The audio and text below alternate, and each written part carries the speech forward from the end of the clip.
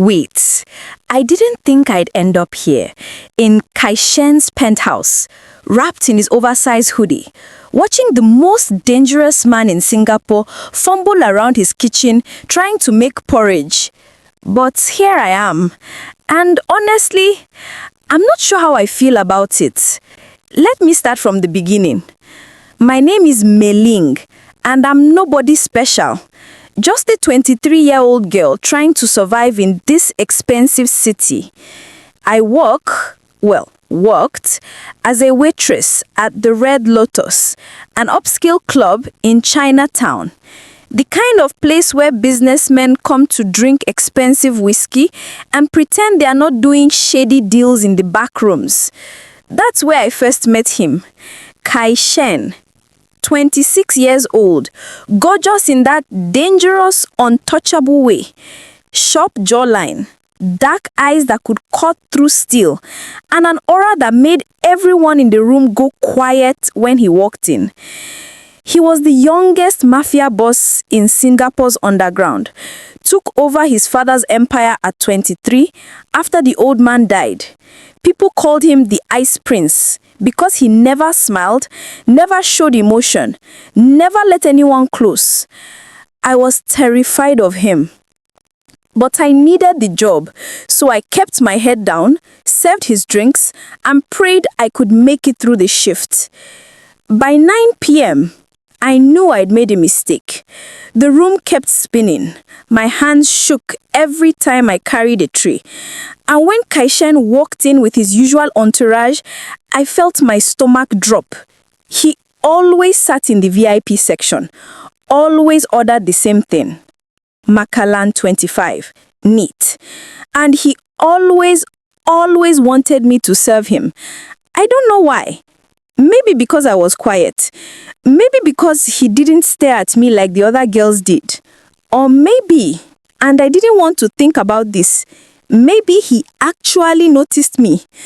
I grabbed his drink and headed toward his table, forcing my legs to stay steady. Boss, I set the glass down carefully. Your usual. He glanced up from his phone. Those dark eyes scanned my face and I saw his expression shift. You look terrible. Thank you, boss. Very kind. I tried to smile, but it came out wrong. I'm serious, Ling. He stood up and suddenly he was way too close. When did you get sick? I'm fine. Don't lie to me. His hand came up to my forehead before I could step back. His touch was cool against my burning skin, and I saw his jaw tighten. You're burning up. Why did you come to work like this? Because I need the money, I said honestly. No point in lying to him. Something flickered in his eyes. Anger maybe, or concern.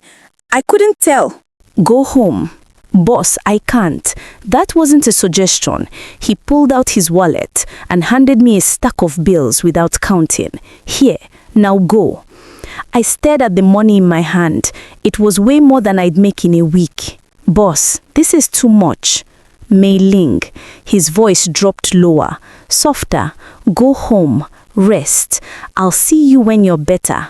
Can? I nodded, too shocked to argue. But I didn't make it home. I got as far as the hallway outside the VIP rooms before the world tilted sideways. My vision blurred, my knees buckled. And then strong arms caught me before I hit the ground. Alamak, Shen muttered, his voice tight with worry. You stubborn girl. I tried to speak, but nothing came out. The last thing I remembered was being lifted off my feet, held against a chest that smelt like expensive cologne and cigarettes, and Shen's voice cutting through the fog. Get the car, now. When I woke up, I wasn't in my tiny rented room. I was lying on the softest couch I'd ever felt, covered in a blanket that probably cost more than my entire wardrobe. The lights were dimmed, and through the floor-to-ceiling windows, I could see the Singapore skyline, glittering like scattered diamonds. Where? You're in my penthouse. I jolted upright, too fast. The room spun, and I groaned. Shen appeared beside me instantly, his hand on my shoulder. Slowly, don't move so fast. Boss, what? Why am I? You collapsed. His expression was unreadable. And you obviously don't have anyone to take care of you, so I brought you here. But no arguments. He straightened up and headed toward the kitchen. Stay there. I'm making you something to eat. I blinked. Shen, the Mafia boss, was making me food. This had to be a fever dream. But it wasn't. 10 minutes later, he came back carrying a bowl of porridge.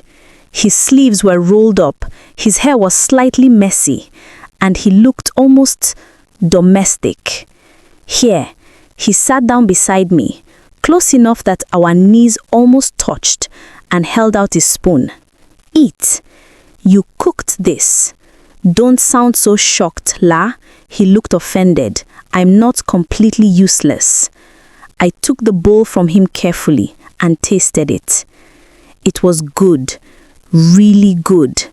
There was ginger, shredded chicken, century egg, spring onions.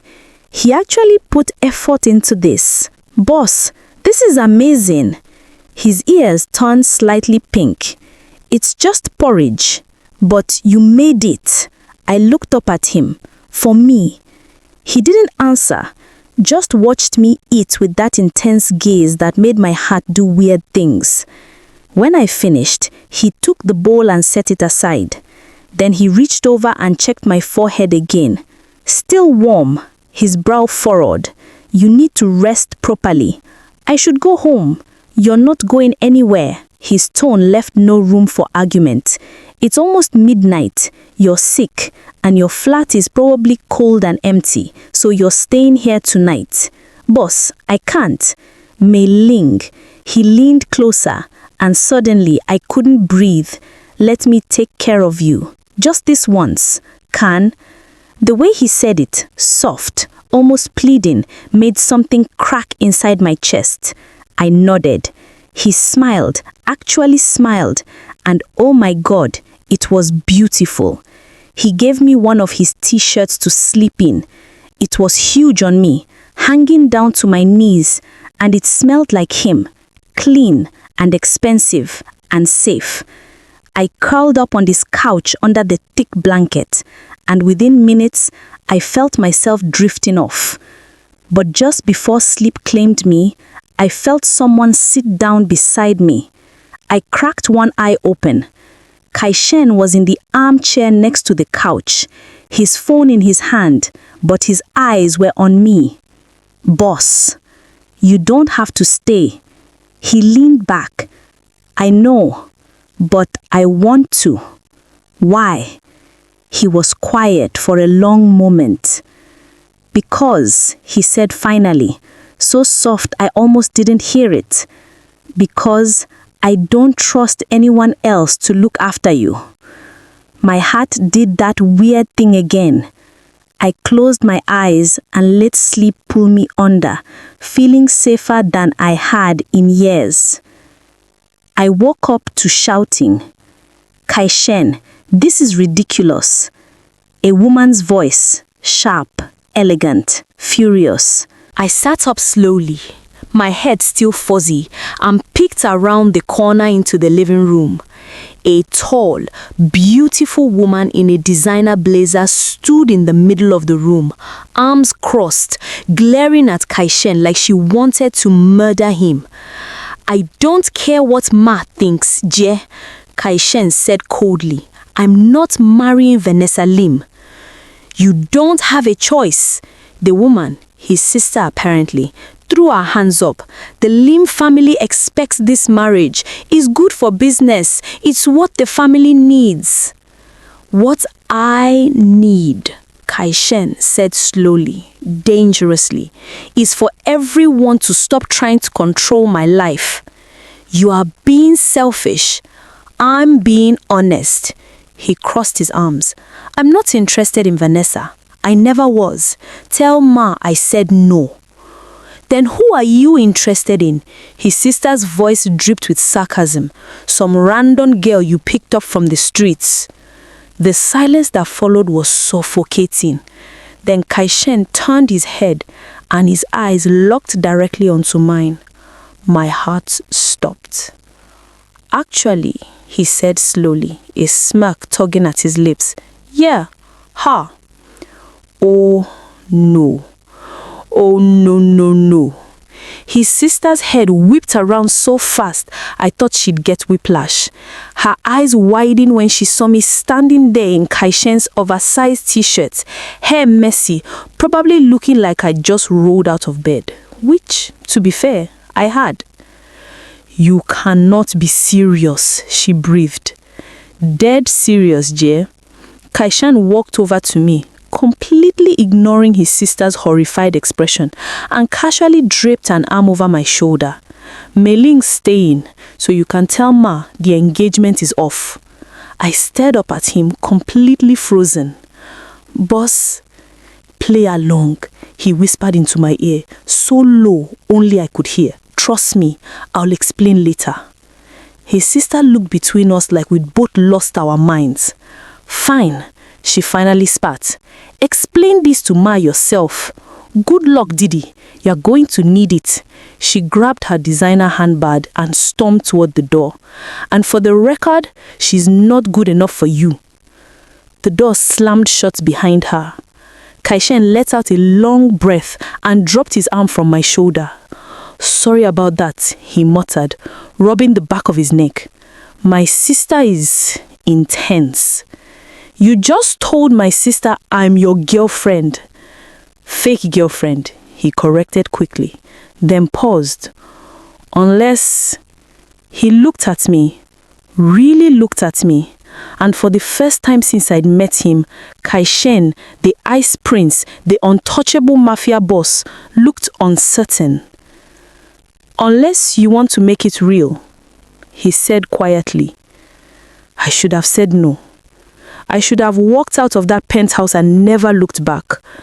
But standing there, looking up at him, seeing the vulnerability in his eyes, the hope, I couldn't do it. Why me? I whispered. You could have anyone, boss. Why me? He smiled, a real smile this time, soft and genuine. Because you don't look at me like I'm a monster.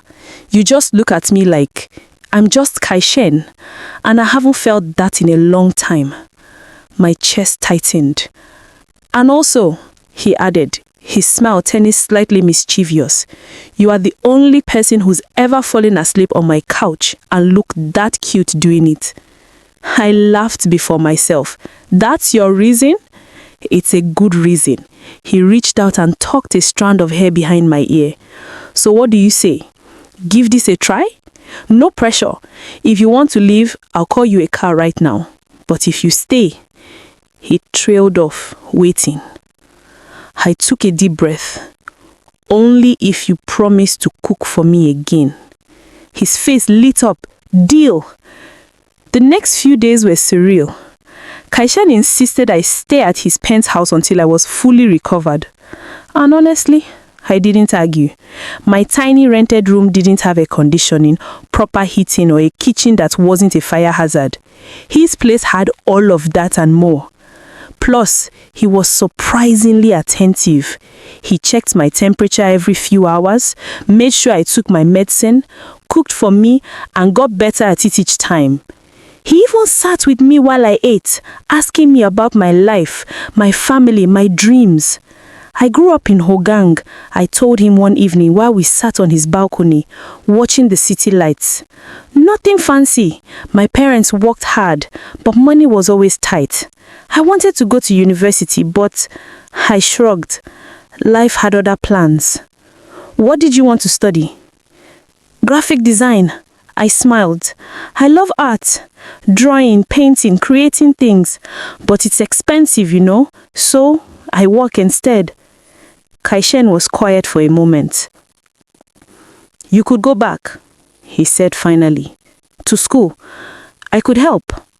Boss, Shen, he interrupted. Call me Kai-Shen, not boss. I looked at him. Kai-Shen, you don't have to do that. I want to. His eyes met mine. You shouldn't have to give up your dreams just because life is hard. Let me help you, Ling. Tears pricked my eyes. Why are you being so nice to me? Because you deserve it. He reached over and took my hand. And because I'm starting to realize that I don't want you to leave. Not now. Maybe not ever. My heart pounded in my chest. Kai-Shen! I know it's fast, he said quickly. I know we barely know each other, but I've never felt like this before. And I think you feel it too. Am I wrong? I shook my head. No, you're not wrong. He smiled, that beautiful rare smile, and squeezed my hand. Then stay, he whispered. Stay with me. Let me take care of you. Let me show you what it's like to be loved properly. Even though your family hates me, they don't hate you. They just don't know you yet. He grinned. But they will, and when they do, they love you as much as I. He stopped. We both froze. As much as you what? I asked softly. Kai-Shen looked at me, his expression open and honest and terrifyingly vulnerable. As much as I'm falling for you, he admitted. I know it's crazy. I know it's too soon. But Ling, I can't help it. You walked into my life, collapsed in my hallway, and somehow turned everything upside down. And now I don't want to go back to how things were before. I couldn't breathe. I'm falling for you too, I whispered. His eyes widened. Really? Really? I laughed through the tears threatening to spill over. You made me porridge, Kai-Shen. You let me sleep on your couch. You took care of me when no one else would. How could I not fall for you? He pulled me into his arms, holding me like I was something precious. Ayo, he murmured against my hair. You're going to be the death of me, Ling. Good, I whispered back. Because you're stuck with me now. He laughed, a real, genuine laugh, and kissed the top of my head. Of course, things couldn't stay perfect forever. 2 days later, Kai-Shen's mother showed up. I was in the kitchen making tea when the elevator dinged and an elegant woman in a cheongsam stepped out. She was beautiful, clearly where Kai-Shen got his looks, and absolutely terrifying. So, she said, her eyes scanning me from head to toe, you're the girl. I swallowed hard. Yes, Auntie, I'm Ling. I know who you are. She walked closer, her heels clicking on the marble floor. Kai-Shen told me everything. That you're a waitress, that you have no family connections, that you collapsed at his club, and he brought you here. Yes, Auntie. Do you love my son? The question caught me off guard. I took a breath. Yes, I do. Why? Because he's kind, I said honestly. Because he sees me, really sees me. Not just as someone who serves him drinks or someone he can use. He treats me like I matter, and I've never had that before. Kai-Shen's mother studied me for a long moment. Then, to my shock, she smiled. Good answer, she said. Vanessa Lim would have talked about business connections and family alliances. You talked about feelings, about my son as a person, not a chess piece. She reached out and patted my hand. I think you'll be good for him, girl. Really? Really? She glanced toward the bedroom where Kai-Shen was still asleep. He's been different these past few days. Lighter, happier. That's because of you. Tears filled my eyes. Thank you, Auntie. Call me Ma. And welcome to the family. You'll need thick skin. My daughter is a nightmare and the Lim family won't give up easily. But if you love my son, we'll protect you. Okay? Okay, I whispered. She squeezed my hand once more and headed back to the elevator. Just before the doors closed, she called out, "Oh, I'm Ling. Teach him to cook better. His porridge is terrible." I burst out laughing. When Kai-Shen finally woke up and found me still laughing in the kitchen, he looked adorably confused. What's so funny? Your mother came by, I said, still grinning. She said your porridge is terrible. He groaned. Traitor! But she likes me. I walked over and wrapped my arms around him. His expression softened. You are. He kissed my forehead. You're the best thing that's ever happened to me, Meilin. Even though I collapsed in your hallway, especially because you collapsed in my hallway, he smiled. Best fever ever. I laughed and pulled him closer. And standing there in his kitchen, wrapped in his arms, I realized something. I was home. Not because of the penthouse or the expensive furniture or the skyline view, but because of him, Shen, the mafia boss who made me porridge and let me stay. The man who fell for me as hard as I fell for him. And honestly, I wouldn't change a single thing.